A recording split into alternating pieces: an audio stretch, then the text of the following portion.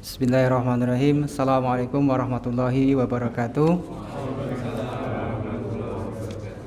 Alhamdulillahirabbil alamin.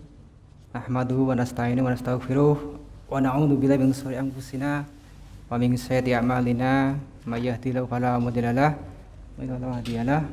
Asyhadu an la ilaha illallah wahdahu la syarikalah wa asyhadu anna Muhammadan abduhu wa rasuluhu la nabiyya ba'dah. Amma ba'du. Bapak-bapak, ibu-ibu, hadirin jamaah sholat zuhur yang berbahagia. Alhamdulillah pada siang hari ini kita diberikan rahmat, diberikan kesehatan sehingga kita bisa mendatangi rumah Allah SWT untuk melaksanakan salah satu kewajiban kita, yaitu sholat zuhur secara berjamaah. Semoga amal ibadah kita diterima oleh Allah SWT. Amin. Kemudian ini saya dapat todongan tadi ya. Dapat todongan dari Rian dan Mas Nandang ya. Jam setengah 11 tadi disuruh. Tapi ini saya dikasih materi kok marhaban ya Ramadan. Iya. Makanya karena kayaknya tidak sesuai, terpaksa saya harus mencari bahan sendiri yang mungkin ini materi yang sangat ringan. Kita semua mungkin bisa melaksanakan, terutama sebagai pengingat untuk diri pribadi saya sendiri ya, yaitu terkait dengan keutamaan membaca basmalah ya. Saya kira ini mudah, sepele ya, tapi terkadang kita sangat atau mungkin susah ya untuk bisa melaksanakan salah satu sunnah ini ya, karena sesungguhnya di dalam basmalah ya, itu merupakan sebuah kalimat atau kata yang mulia ya, yang di dalamnya terdapat keberkahan ya. Jadi ketika suatu amalan itu tidak diawali dengan membaca basmalah, maka nilai keberkahan akan sangat berkurang ya. Sangat banyak ya Bapak Ibu sekalian manfaat atau keutamaan dari membaca basmalah. Tapi tadi saya rangkumkan mungkin ada 7 ya. 7 keutamaan kita membaca basmalah ketika mengawali sebuah amalan kebaikan ya. Tentunya amalan kebaikan misalnya ya, bukan amalan keburukan. Bapak Ibu sekalian, basmalah ini kalau di dalam Al-Qur'an itu ada di surat An-Naml itu ya. Itu surat ketika Nabi Sulaiman itu mengirimkan surat, itu juga diawali dengan basmalah. Kemudian Rasulullah juga menerima wahyu yang pertama, Iqra itu ya, Iqra bismi rabbikal ladzi khalaq, itu juga dengan diawali dengan basmalah ya. Jadi memang Al-Qur'an juga seperti itu ya, diawali dengan basmalah ya, surat Al-Fatihah. Sehingga ini sangat sepele ya, tapi memberikan nilai yang berbeda ya. Kalau kita makan misalnya, kita awali dengan bismillah, dengan tidak diawali dengan bismillah, mungkin rasanya sama ya wes sekalian. Kalau kita makan jagung misalnya ya, dengan atau tanpa bismillah sama ya, jagung. Tidak mungkin kemudian ketika bismillah menjadi hamburger ya, tidak mungkin ya. Sama aja, tapi nilainya berbeda. Jadi ada nilai keberkahan di sana ya. Jadi ini yang membedakan wes sekalian. Ada beberapa, mungkin singkat saja, ada beberapa keutamaan basmalah. Yang pertama, ya, membaca basmalah sebelum makan dan minum. Ya. Dengan membaca basmalah, maka akan mencegah setan untuk ikut makan dan minum bersama kita. Sebagaimana dari Aisyah, Rasulullah SAW bersabda, apabila salah seorang di antara kalian makan, maka hendaknya ia menyebut nama Allah. Jika ia lupa menyebut nama Allah di awal, hendaklah ia mengucapkan bismillahi awaluhu wa akhiruhu, dengan nama Allah pada awal dan akhir. Ini hadis diriwayatkan Abu Daud. Kemudian yang kedua, membaca basmalah sebelum tidur. Ketika hendak tidur disunahkan membaca basmalah, sebagaimana sabda Rasulullah SAW dari Hudzaifah. Ia berkata, apabila Nabi SAW hendak tidur, beliau mengucapkan Bismika Allahumma amutu wa ahya, dengan namamu ya Allah aku mati dan aku hidup. Dan apabila bangun tidur, beliau mengucapkan Alhamdulillazi ahyana ba'dama amatana wa ilaihi nusur. Segala puji bagi Allah yang telah menghidupkan kami setelah mematikan kami, dan kepadanya lah kami kembali. Yang ketiga, membaca basmalah ketika berhubungan badan. Ya, ini khususnya untuk suami istri ya.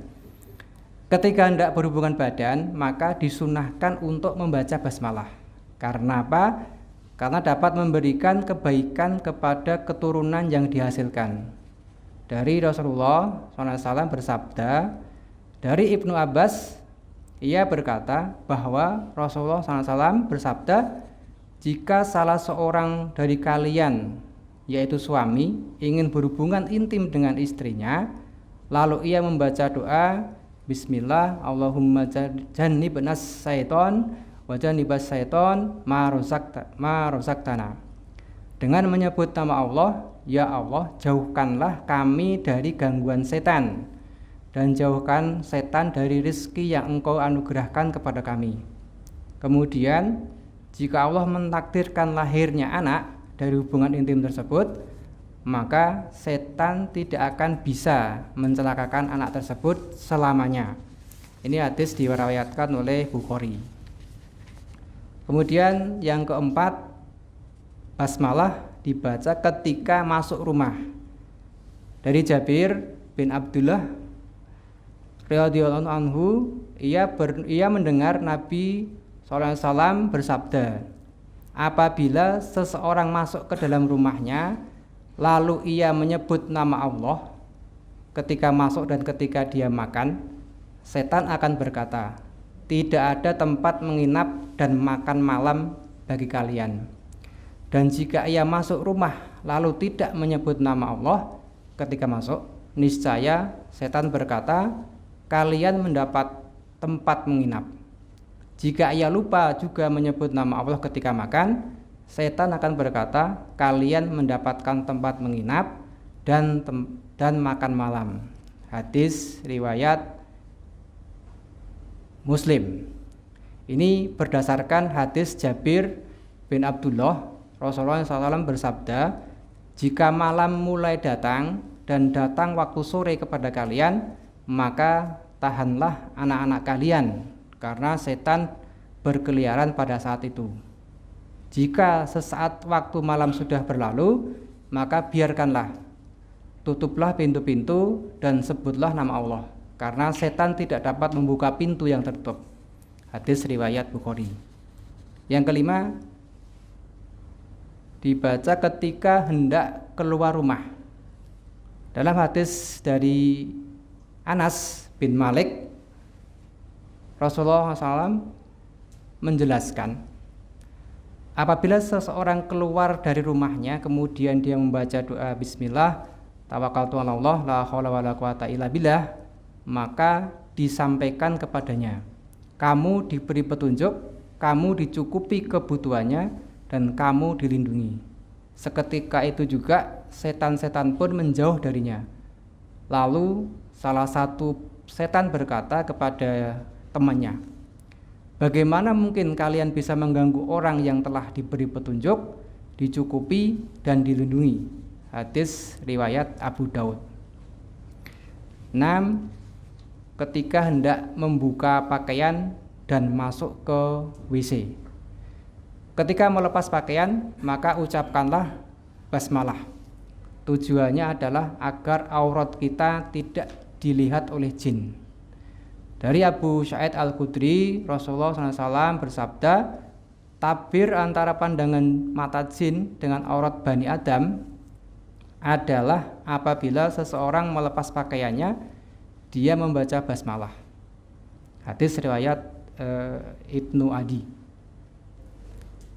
Begitu juga ketika ingin masuk ke WC, maka dianjurkan untuk mengucapkan basmalah. Tujuannya sebagai pelindung aurat dan pandangan jin.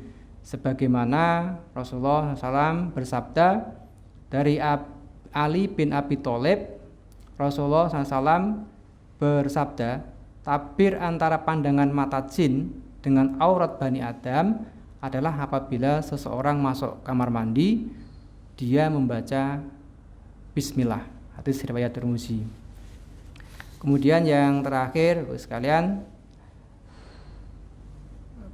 dibaca ketika hendak menutup makanan dan menyimpan barang-barang berharga. Rasulullah SAW menganjurkan kepada umat muslim ketika hendak menutup tempat makan atau wadah minum dan barang berharga seperti uang, emas, dan lain-lain di malam hari untuk membaca basmalah. Tujuannya adalah agar makanan dan minuman tidak diganggu oleh setan. Sebagaimana Rasulullah SAW bersabda, tutuplah bejana, ikatlah geribah atau tempat menyimpan air, tutuplah pintu, matikanlah lampu api, karena sesungguhnya setan tidak mampu membuka geribah yang terikat, tidak dapat membuka pintu, dan tidak juga dapat menyingkap bejana yang tertutup. Bila engkau tidak mendapatkan tutup kecuali hanya dengan melintangkan di atas bejananya sebatang ranting dan menyebut nama Allah, maka hendaklah dia lakukan. Hadis riwayat Muslim.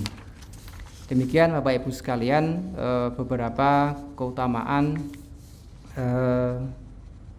membaca basmalah ya. Ini ada 7, walaupun mungkin banyak sekali keutamaan dalam baca basmalah. Intinya adalah mari kita untuk diri saya sendiri dan Bapak Ibu sekalian untuk mulai membiasakan ya, walaupun sepele, tapi karena di kita belum menjadi kebiasaan mungkin menjadi sangat sulit. Karena tadi saya sampaikan bahwa dengan bismillah ini bisa membedakan nilai ya, membedakan nilai dari perbuatan dunia itu menjadi amal yang dinilai sebagai amal akhirat.